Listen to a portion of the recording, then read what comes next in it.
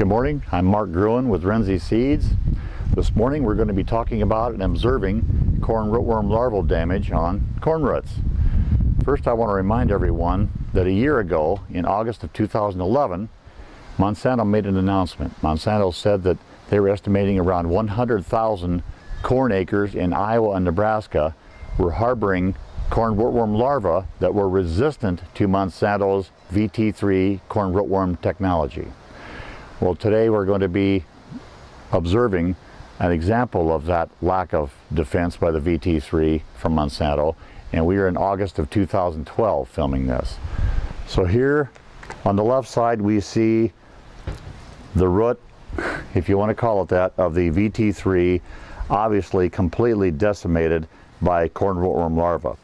Iowa State's rating system, which clumps together the first three nodal sets of nodal roots that come out near the crown below the soil, they clump those together as one set of nodal roots.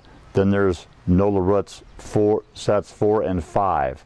So there's three groups, you might say, according to Iowa State's rating system, of nodal roots below the soil surface. Iowa State says that if any one node, if the roots of any one node are collectively chewed to within 2 inches of the stalk, then that node has a rating of 1, which is the worst rating for any node. If all the nodes are chewed off, like this plant clearly demonstrates has happened to it, this rating would be 3. 3 is the worst rating, means all three nodal groups have been chewed to within 2 inches of the stalk, and you can see that it's far worse than even that. Basically, there's no roots left here. Now you can also see that because of the lack of an anchor, a root anchor, some brace roots have come out even up to the 3rd node above the soil surface to try to give some stability to the plant and maybe bring some nutrition to the plant.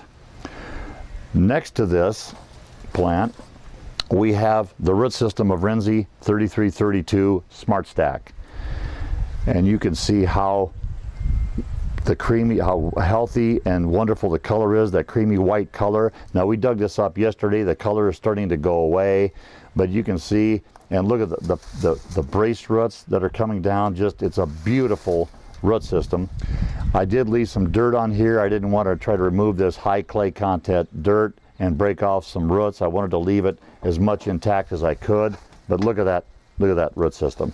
On Iowa State scale, this root system would have a 0, or in other words, a perfect score. These two hybrids, this is a Brandex VT3 hybrid, and this is our Renze 3332 SmartStax, came from adjacent fields, but the fields were prepared by the same farmer in the same method. The same farmer farmed these two fields for the last 5 years the same way, so this is a fairly decent comparison. Now you're wondering about the money end of this. What are the comparisons of ear formation? The VT3 had no ear on it at all. The ear that the Renze 3332 SmartStax had on it is a good sized ear here, especially since this is August of 2012 and we are fighting our way through what may turn out to be the worst heat and drought event in Iowa history in the last 116 years. The population here of the Renze 3332 SmartStax was around 32 or 33,000.